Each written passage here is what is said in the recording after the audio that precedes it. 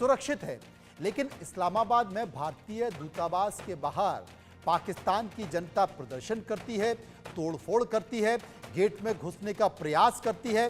भारत के संयम का और कितना उदाहरण, इससे बड़ा उदाहरण क्या हो सकता है?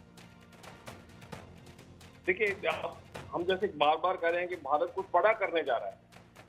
मेरी आवाज आप तक आ रही है? जी क्या? बिल्कुल, आपकी आवाज मुझ तक आ रही है। कुछ बड़ा करने जा रहा है। देखिए, हम हमेशा बड़े को युद्ध से या स्ट्राइक से इक्वेट करते हैं।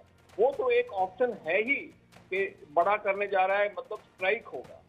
उसके अलावा जो है वो और भी कई ऐसे मेजर्स हैं that everything need not start with war and everything need not finish with the war. ये जो बीच में जो एक्टिविटीज हो रही हैं, जैसे कल से जो मेजर्स गवर्नमेंट ने लिए हैं और अभी जो ऑल पार्टी मीट हुई है, वो एक बहुत बड़ा संकेत है कि हम एकजुट हैं। तो ये भी एक बड़ा होने का संकेत है कि हम एकजुट हैं। आज से पहले आप पुराने जितने भी स्ट्राइक्स या इश्यूज उठा के देख लीजिए, ये शायद एक बहुत समय के बाद ऐसा मौका आया है कि सारी जो पार्टीज हैं वो एकजुट हुई, एक प्लेटफॉर्म पर आई, लगभग 48 घंटे में इकट्ठे हो गए, एक जॉइंट स्टेटमेंट टाइप का इशू हुआ। और ये भी एक बहुत बड़ी बात है, क्योंकि पाकिस्तान ये सोचता था कि शायद मैं ये करके और हिंदुस्तान की, भारत की जो पॉलिटिकल डिस्टेंसेशन है उसमें आपस में मैं फ्रेगमेंटेशन पैदा करूंगा। तो ये देश के नेतृत्व का एक बहुत बड़ा सक्सेस है कि वो with in a very short period of time सबको साथ में लेके आया। ये भी एक बहुत बड़ी बात है। युद्ध होगा या नहीं होगा वो तो है ही, वो तो अल्टीमेट है ही। क्या सिर्फ एयर स्ट्राइक होगा या वो लैंड से स्ट्राइक होगा या नेवी स्ट्राइक करेगी, क्योंकि उसका भी बहुत बड़ा रोल है नेवी का स्ट्रेटेजिक।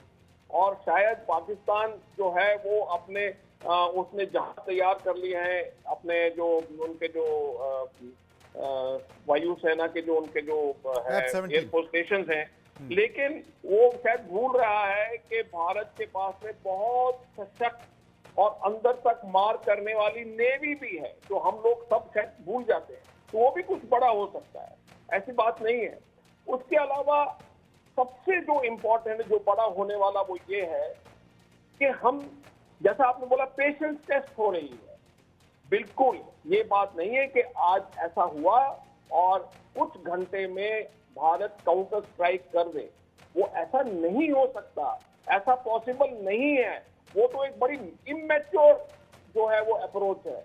मैच्योर अप्रोच यही है जो अब इस समय आप भारतीय डिस्पेंसेशन, पॉलिटिकल डिस्पेंसेशन में देख रहे हैं।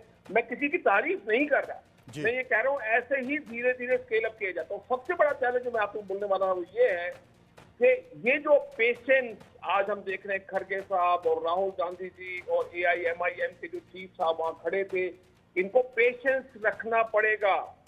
15 दिन बाद ये बोलना ना शुरू कर दे कि भारत कुछ नहीं कर रहा, मोदी सरकार कुछ नहीं कर रही, XYZ सरकार कुछ नहीं कर रही। जो होगा वो अपने समय से होगा।